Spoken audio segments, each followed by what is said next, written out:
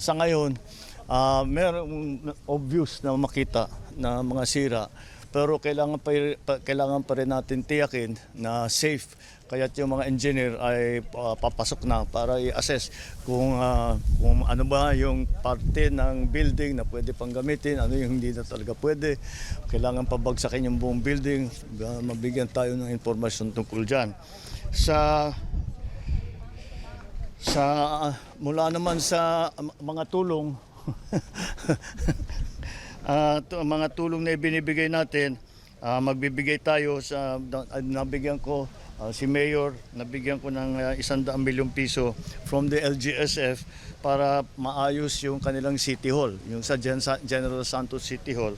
At lahat ng pamilya nang meron silang casualty na biktima, nasawi, ay magbibigay tayo ng tig 50,000 para sa kanila, para sa tulong dun sa kanilang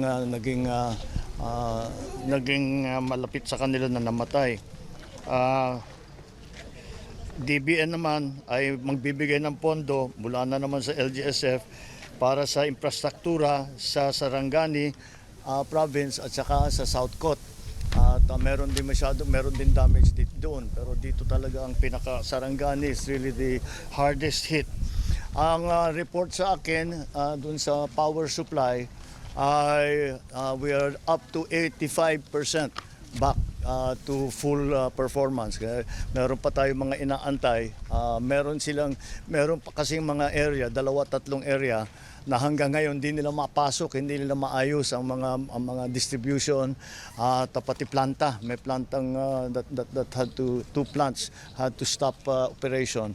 Hindi nga nilang mapasok sa ngayon dahil barado pa yung kalsada, either nasira yung kalsada o nagka-landslide. Kaya hindi makapasok pa yung ating mga vehicles. Those areas naman na hindi kayang pasukin ng mga sasakyan para sa mga engineer natin, para sa mga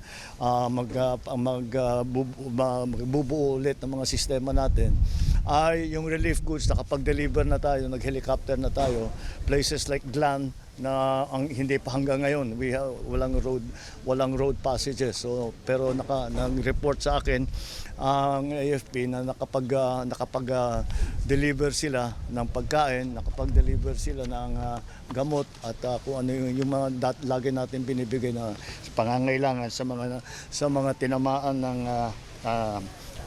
tinamaan nitong sakuna na ito.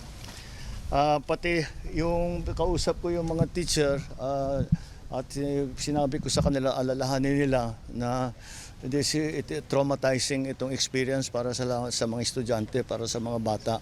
So bantayan din nila. We have a program sa DOH na tutulong sa mental health ng mga bata na dumaan sa ganitong klaseng experience. Kasi kahit kuminsan hindi nagsasabi yung bata, kailangan, sabi ko, bantayan din nyo na mabuti. Pag may nakita kayo na nangangailangan ng tulong, pwede naman kami tumulong sa DOH. Yung mga teacher mismo, ang gagawin nila, meron silang training after this. Magte-training sila para diyan, precisely para makausap, provide a little therapy sa ating mga estudyante. That is one of the main concerns. Kuminsan hindi masyadong napapag-usapan yan.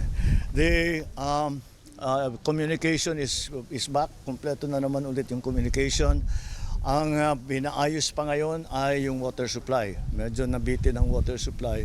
Ang problema ay nag-aalangan ang mga supplier, baka wala nang makapasok na resupply.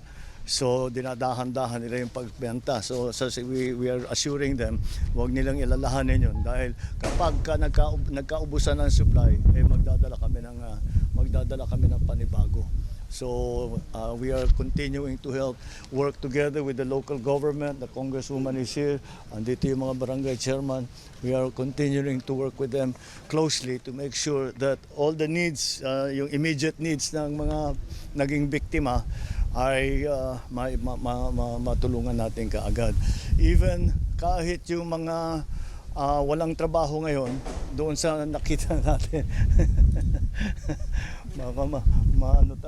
masama tayo sa casualty rate.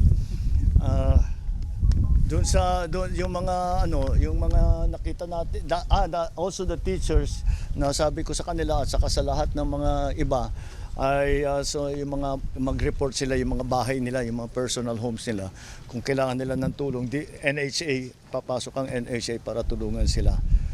Doon sa dati yung isang pinuntahan namin school kung saan distribute ng tulong, pati yung mga out of work ngayon dahil nagsara ang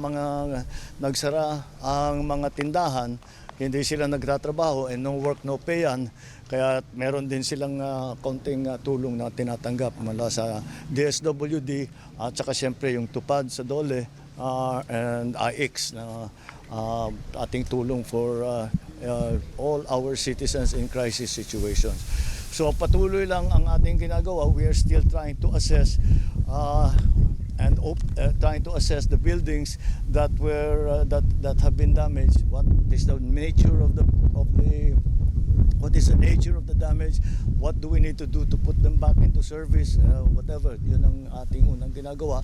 Of course, the first step was always mag-provide ng relief goods, mag-provide ng healthcare at evacuation. So that is now we are also working to very quickly open lahat ng mga daanan para kahit saan makapasok na yung mga sasakyan natin, magdala ng tulong, mag-ayos ng mga electricity, ng mga water system at mabilis na ang pagdala ng serbisyo rito. So that's